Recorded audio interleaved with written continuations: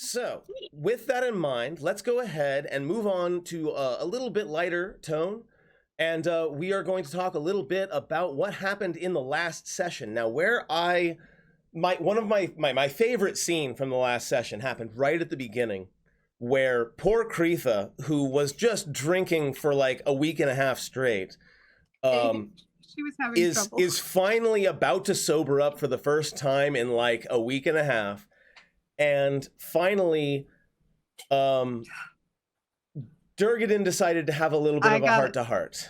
I had a conversation with a capital C. Little bit of a conversation where you were like, "I'm so sorry, I was drunk and angry," and he was like, "No, dwarves can be drunk and angry. That's a thing that we do. That's how dwarves work." Yeah. But not that was all the of most us. dwarven thing you've done yet. But like, you're not trusting your friends, right? Like, your friends are competent and they care about you. And he really hammered hard the idea that you are valuable as a player or as a character. That Kreetha, as a player. That yes, as a player. Kreetha is in four gangs now, so you know.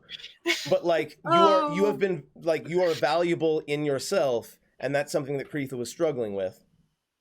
The amount of Smiley, you are good, you are valuable, you are loved, that was happening with all of this was definitely interesting and not what Kreetha was expecting.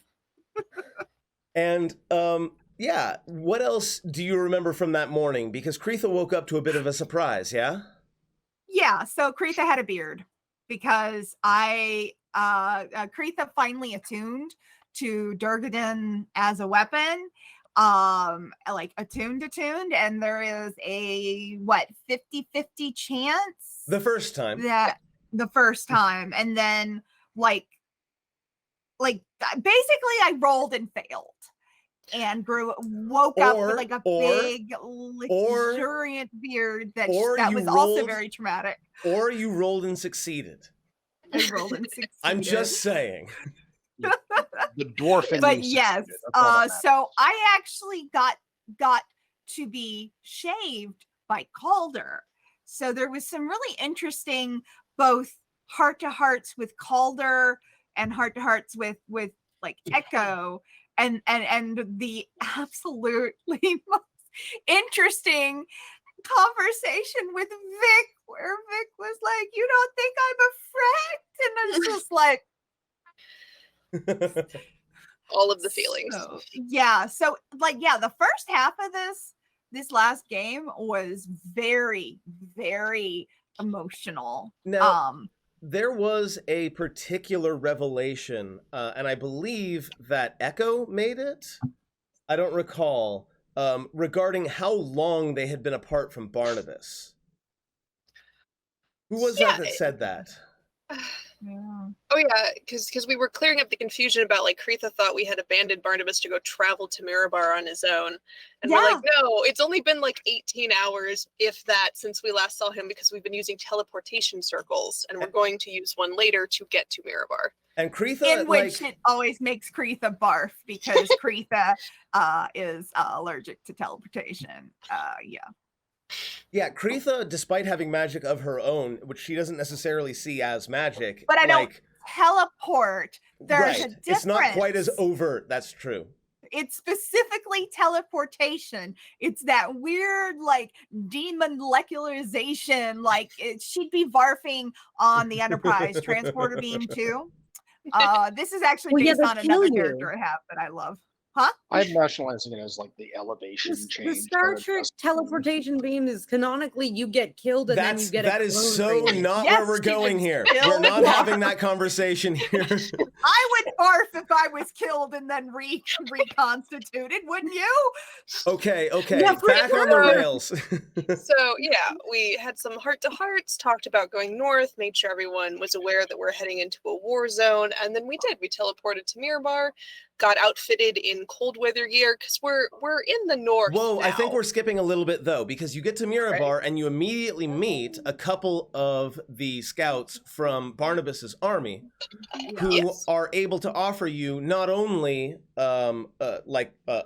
looking around town, but also they have a number of flying brooms that hopefully can get you out to the front that much faster. And then, yes, cold weather clothes, very necessary.